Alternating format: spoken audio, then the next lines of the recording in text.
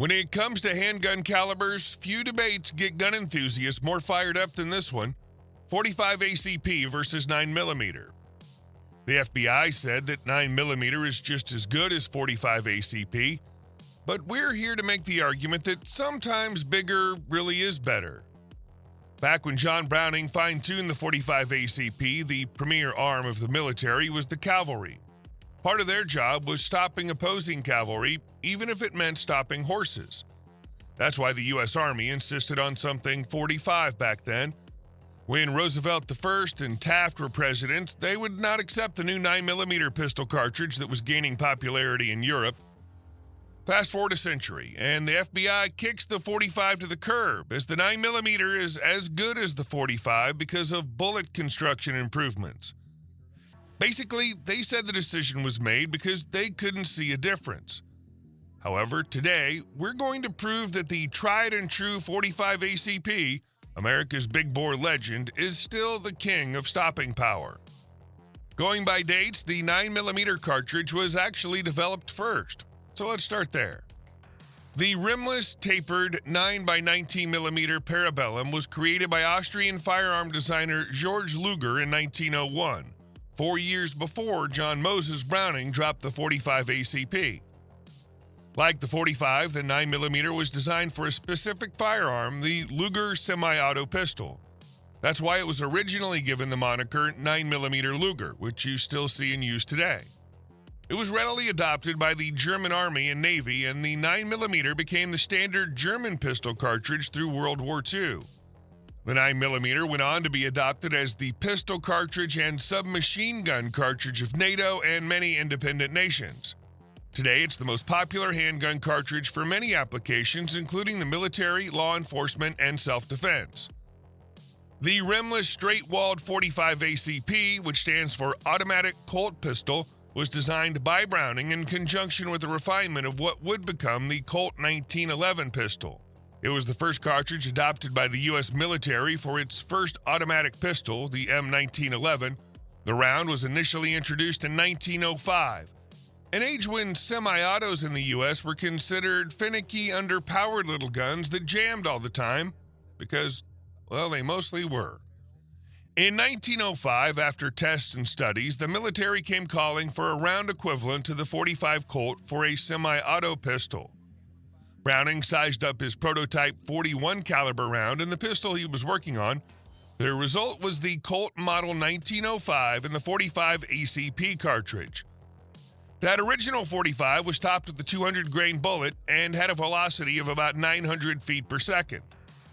After further testing with the dominant ammo makers of the day, the standard 45 ACP we know today became a 230-grain bullet with a velocity of 850 feet per second. It hit like a 45 Schofield and was a lot shorter and lighter than the 45 Colt with less recoil. The 45 ACP is one of the few larger cartridges that's actually easy to shoot in full and medium-sized handguns. It has relatively little felt recoil and muzzle flip. It thuds rather than snaps and is easy to control for many shooters, even newbies. This changes when you get into subcompact handguns where the 45 can be a bit of a mule. You'll often hear that a 45 has more stopping power than a 9mm. Instead of getting pulled into silly stopping power or knockdown power debates, what you should know is that a 45 bullet is large and wide with a fair amount of mass that's moving relatively slow. It creates larger wound channels, sending most of its energy into a target, as opposed to a smaller FMJ bullet that'll often punch a hole through a target. The 9mm might expand to as much as the 45 starts out with, maybe even a bit more in perfect conditions, but the 45 is not going to shrink, and it will not be less than 0.451 inch in diameter. And any expansion that happens only makes the difference greater. Keep in mind the word potential, because bullets are not guaranteed to expand. I've talked to a number of people in the various aspects of practical, tactical, and law enforcement shooting, and the percentage of pistol bullets that fail to expand is almost depressing to consider. So if expansion doesn't happen, then we're back to comparing 0.355 inch versus 0.451 inch as the baseline consideration. The differences can be dramatic. There was a recent shooting in Dearborn Heights, a suburb that's contiguous to Detroit. The homeowner realized there was an intruder, and when challenged, the intruder started shooting. So the homeowner responded with gunfire. After a few seconds, everyone involved had been hit by projectiles, even the sleeping girlfriend. The girlfriend and the homeowner were treated at the hospital, while the intruder, hit in the leg by a single round of .45 hardball, required more care. He eventually had to have his leg amputated. And that was with a .45 hardball, no expansion. In real self-defense situations, you might not have time for double taps or follow-up shots. You need that first shot to count. Studies and anecdotal reports from law enforcement and military indicate that .45 ACP is more likely to stop a threat with a single shot, especially with expanding hollow point ammo. With .45, I've seen targets go down faster, especially in close quarters. You feel the hit, you know the threat's over. Not to be gruesome, but ballistic gelatin is a uniform and consistent media, and people are not. It's just that we can test in ballistic gel in a consistent and safe and legal manner. While it seems the world is a 9mm place these days, you'll have no lack of options for ammo and bullet design choices in the .45 ACP. Good old hardball, a jacketed 230 grain round nose, has been the standard for over a century, and with good reason. It's accurate enough, and it's ultra reliable. Most pistols fed most 230 grain hardball loads are going to be more accurate than the shooter is capable. However, if you really need an extra dollop of accuracy, then you can invest in some Hornady XTP loads. They are brilliantly accurate, and they expand. Now, it's a rare 1911 these days that'll balk at 230 jacketed round nose, and with the fierce competition in the marketplace these days, everyone makes a reliable pistol. So you aren't stuck with hardball. However, if you want expansion, or at least the potential, then you can go with Gold Dot. One reason you might want to go with a hollow point bullet is when you're indoors, all handgun bullets penetrate too much on interior walls, but hollow points penetrate less than hardball does. That's worth a thought and some planning. When using a firearm indoors, knowing your target and what's behind it becomes really important. With prudence and planning, you might find that using a .45 ACP means less of your house structure and furniture is cover for the intruder, and more of it's merely concealment. This you actually have to think about, consider, and plan for.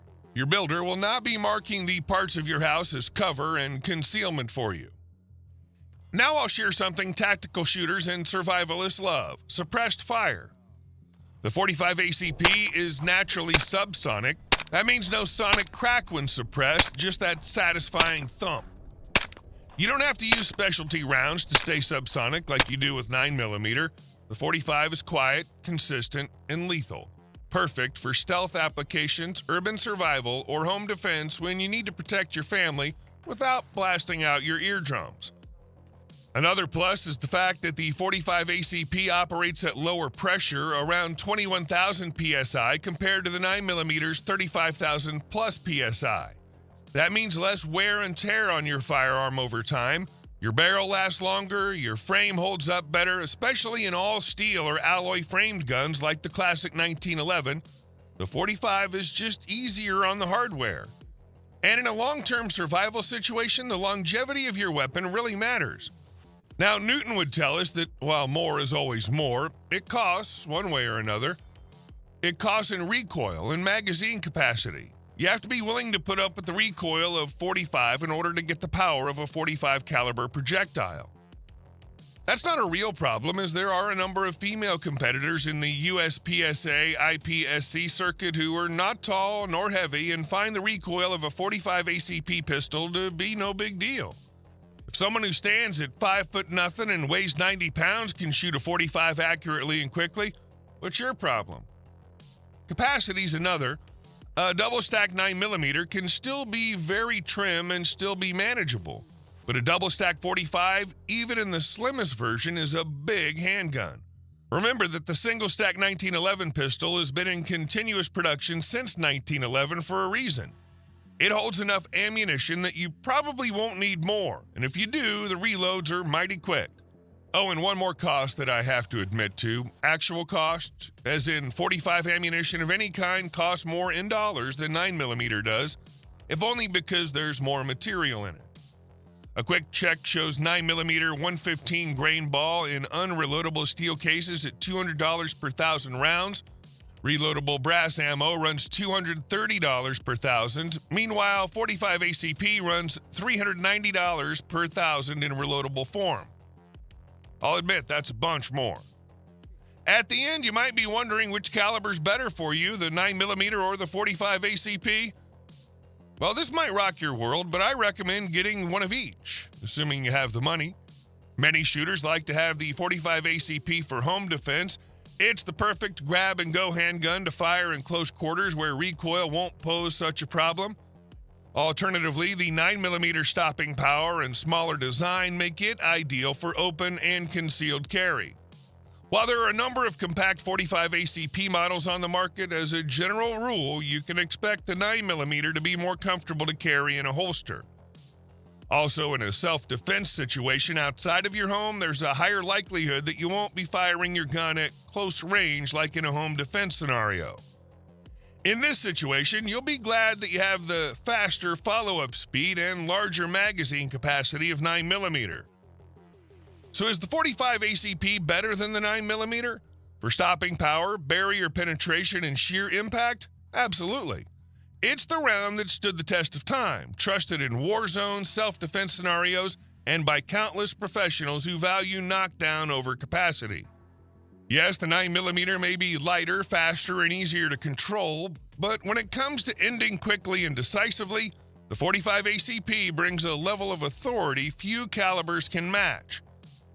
Don't get me wrong, 9mm has its place, but if you want uncompromising power, legendary performance, and fight-stopping force, .45 ACP is your answer. Thanks for watching. If you believe power still matters in a world of compromises, then the .45 ACP might just be your round of choice. Don't forget to like, subscribe, and hit that bell so you never miss a shot from Survival Gear.